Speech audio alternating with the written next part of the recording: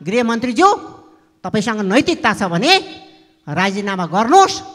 मैले त गृहमन्त्रीज्यूलाई अलिकति सोझो साझो भनी ठानेको थिएँ। उहाँ त चम्फु बाटो हुनुहुँदो रहेछ सभामुख महोदय। मानव तस्करीको नाममा निमुखा नेपाली जनताहरूलाई किन लुटिँदैछ?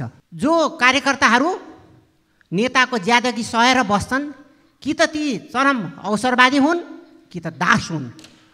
म सोध्न चाहन्छु तपाईहरु कुन वर्गमा पर्नुहुन्छ?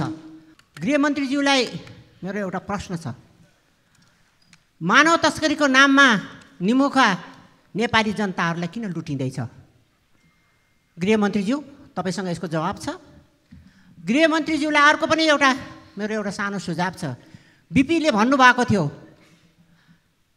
जो कार्यकर्ताहरू नेताको ज्यादगी सहेर बस्छन्, कि त ती चरम अवसरवादी हुन् कि त दास हुन्। म सोध्न चाहन्छु तपाईहरु कुन वर्गमा पर्नुहुन्छ? अर्को कुरो, मैले त गृहमन्त्रीज्यूलाई अलिकति सोझो साझो भनी ठानेको थिएँ। उहाँ त चम्फु बाटो हुनुहुँदो रहेछ सभामुख महोदय। उहाँले त यस्तो समिति बनाउनु भयो कि त्यो समितिबाट उहाँलाई त फुत्किनुलाई धेरै सजिलो भयो र कमाइलाई पनि बचाउनुलाई धेरै सजिलो भयो। त्यसकारण गृहमन्त्रीज्यूलाई म के भन्न चाहन्छु भने, गृहमन्त्रीज्यू धेरै फुर्ती नदेखाउनुहोस्।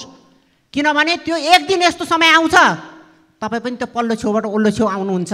त्यतिखेर नेपाली जनतालाई के जवाब दिनुहुन्छ?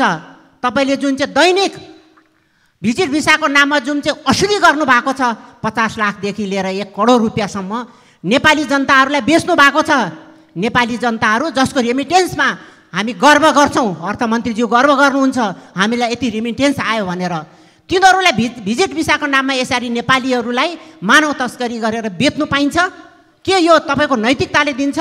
र तपाईँले चाहिँ जुन चाहिँ यो राख्नु भएको छ, दुधको साँचो बिरालो जस्तो गरेर आफूलाई उम्काउने समिति जुन बनाउनु भएको छ, यो तपाईँलाई बधाई होस्। र तपाईँ धेरै दिनसम्म उम्केर बस्नु सक्नुहुन्न र एक दिन तपाईँ जनताको कठागारमा आउनुहुन्छ। तपाईँले पनि चुनाव लड्नुपर्छ होला। ती जनताहरूलाई कसरी के जवाब दिनुहुन्छ तपाईँहरूलाई मलाई थाहा छैन। तर गृहमन्त्रीज्यू तपाईसँग नैतिकता छ भने राजीनामा गर्नुहोस् र छानबिनलाई सघाउ पुर्याउनुहोस्। निष्पक्ष रूपबाट छानबिन गर्नुलाई तपाईँले सरकारलाई सहयोग गर्नुहोस् र नेपाली जनताहरूलाई यी भिजिट भिसाको प्रकरणबाट मुक्त गर्नुलाई सहयोग गर्नुहोस्। धन्यवाद।